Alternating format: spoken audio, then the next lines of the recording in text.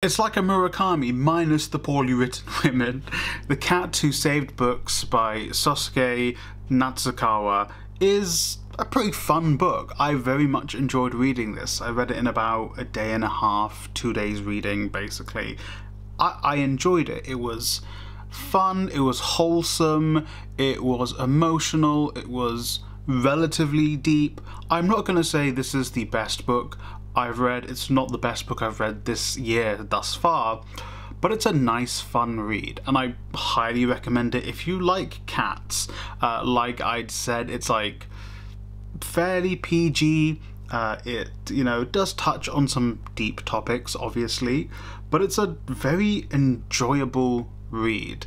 Again, it's not perfect, it's not the best book I've read, but it's fun and I quite like it. So I'm going to split this video in two. There's going to be the non-spoiler part, which is right now, and then there'll be a spoiler part to the book because I want to go a little bit deeper with some of the stuff that is discussed in the book. So the book follows Rintaro, a high school boy whose grandfather has just passed away.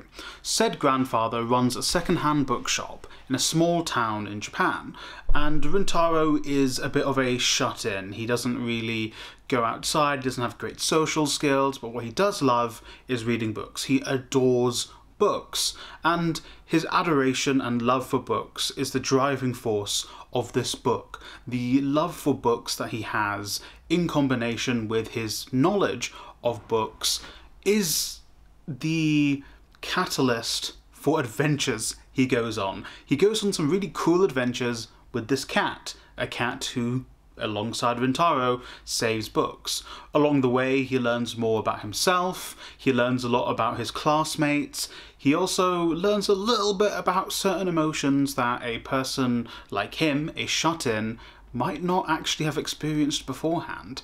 It's a really heartfelt story, it's a bit of a coming-of-age story. The events of the book take over about a week and a half, so it's a very fast, time for the characters to develop, but they do genuinely develop, and they develop very naturally. You don't feel like anything was rushed. You feel like the characters along the way are learning about themselves. Not just Rintaro, some of the side characters like Sayo or the cat themselves kind of learn about themselves. The cat is my favourite character by far, and if you watch the spoiler section of this, you'll find out why. But the book at its heart is about learning to become more than what you are, learning to embrace things that you don't really know about yourself, but also it's about books and the importance of books and why books are amazing, but also maybe there's a limit, maybe there's a line to your love for books. Maybe you can love books too much that it becomes a detriment. Maybe you can love books not enough. These are some of the topics that I explored in this book, and honestly, like I said before, if you want a nice, fun read that gets a little bit deep at points, pick this up. The links will be in the description down below. It's a really wholesome read, in my opinion, and if you're a fast reader like myself, you'll finish this really fast. If you're not a fast reader, you have even more time to savour how lovely and wonderful this book is.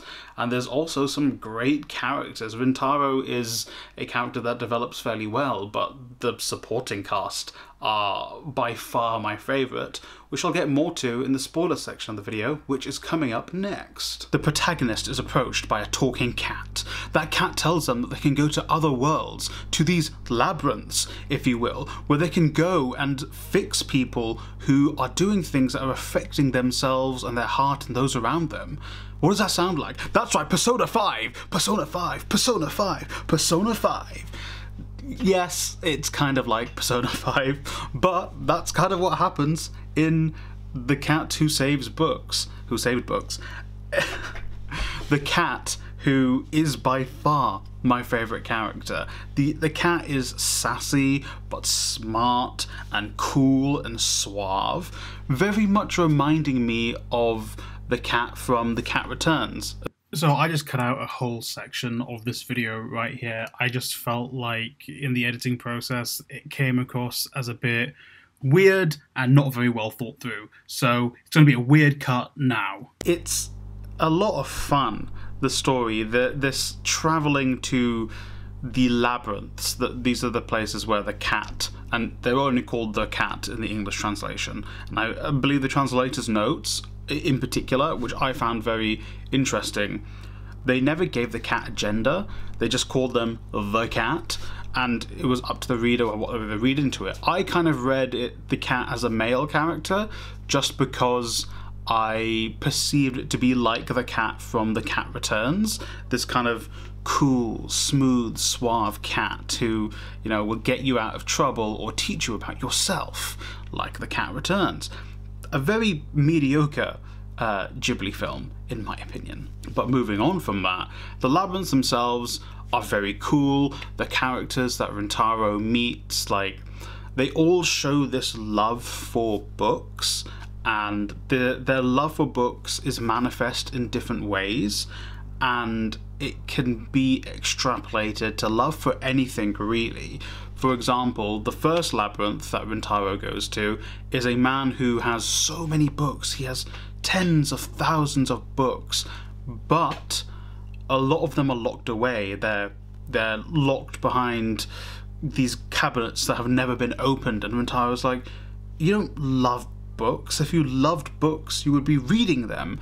But the guy then says, no, I do love books. It's just, I love them so much that I want to collate them. I want to collate all of their knowledge. I want to read as many books as possible. I don't want to go back and reread books and re-experience them. I want to voraciously read as many as I can, even if it means I have so many that I've not even gotten around to reading half of them. Half of them I've not read, or half of them I've completely read and then I will never touch again. I've locked them behind this cabinet with the books I've yet to read.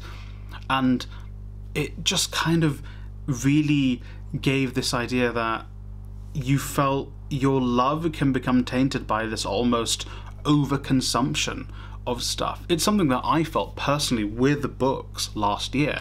I read just over 50 books, and purely because I felt I need to read as many books as I can. I need to read one a week.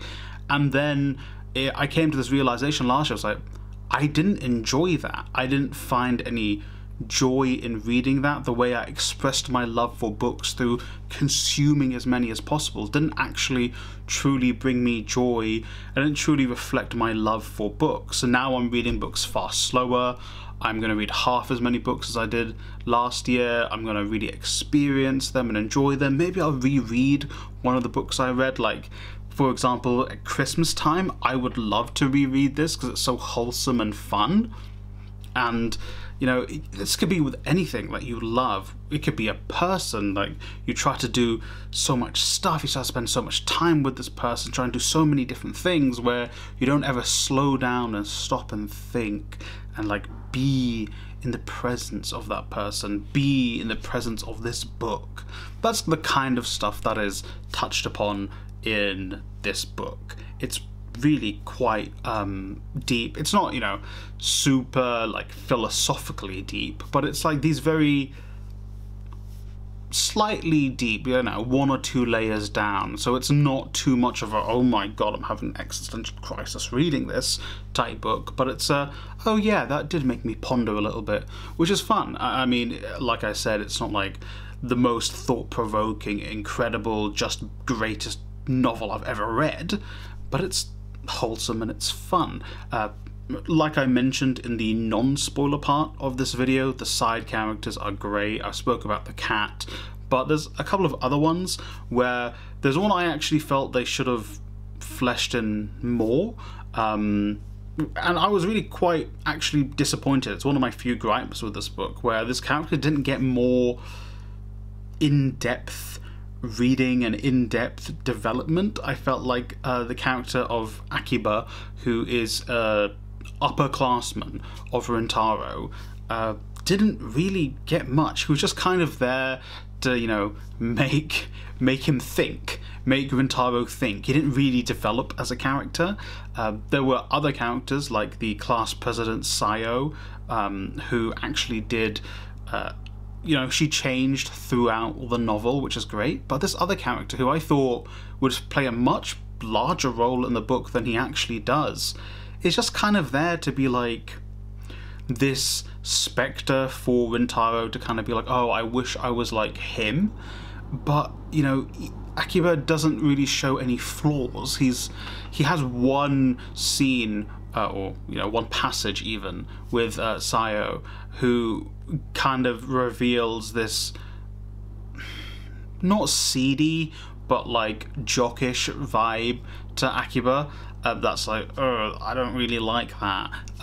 But even so, he's like a high schooler, so he's gonna be like that. So again, there's no real development for him, which I felt was a shame. I thought he would have played a much larger role in the book going forward. As I was reading, I'm like, oh, and this is where he's going to, okay, and this is where he's going to come into, and then he never comes, which, in my opinion, is a bit lackluster. But that is kind of made up with the fact that you've got the class president, the cat, and you've got Rintaro, who all, you know, make this really nice unit together. You even have Rintaro's aunt, who's this lovely little character who is like that aunt you really, really want. Just like really cool, really fun, loves you, respects you, is there for you. A really nice character there. And then you go and you kind of get a feel of Rintaro's grandfather himself, obviously the grandfather that's passed away at the very start of this book.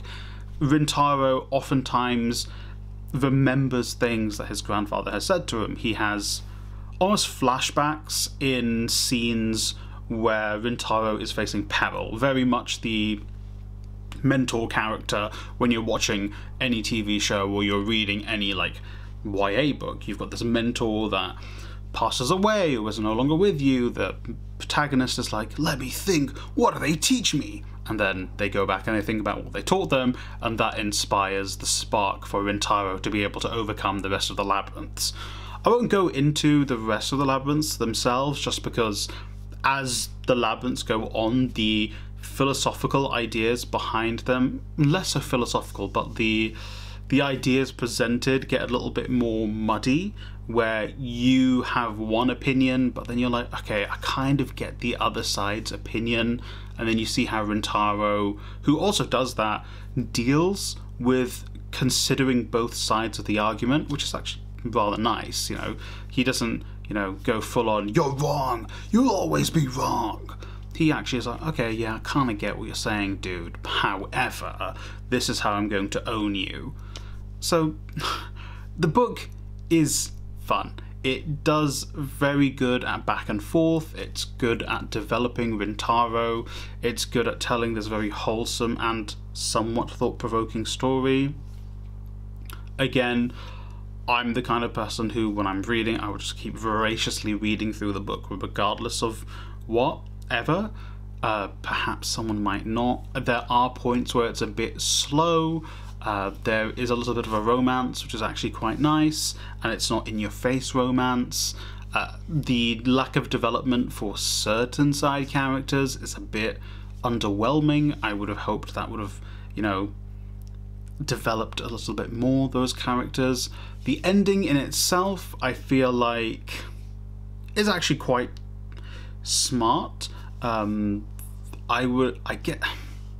It's a little bit, you know, on your nose with its messaging, which I think doesn't harm the book, because overall the book is a little bit on your nose with some of its messages, but the ending is set up to be this big set piece, and I imagine if this was made into a film or a cartoon, well, not cartoon, like an animation even, or a TV show, it would have this amazing, magnificent set piece around it. I can imagine it. Sort of. I can't actually see things in my brain. But it does go out with a little bit of a whimper. Which isn't, you know, that I wouldn't say that in its entirety ruins the book. I could just feel like it built up to this massive crescendo, and it wasn't as big as I hoped it would have been. Which I guess suits the character of Rintaro. Even at this point in the book, he's not this verbose, you know, standoffish type character, but I do feel like a little bit more of that could have been had. But again, that doesn't ruin the book for me. I still think the book is very good, and if you want a wholesome, somewhat thought-provoking book with cats, a very sassy cat, if you will, pick it up, read it, it's really good. The link will be in the description down below. And so, thank you for watching. I hope you enjoyed that one book focused video, which I've not done in a while because they don't perform as well, but I had to talk about this book in depth. If you enjoyed the video, remember to like, subscribe, share the video with a friend or family member, and hey, I hope you read a great book today, in particular one about cats. Meow.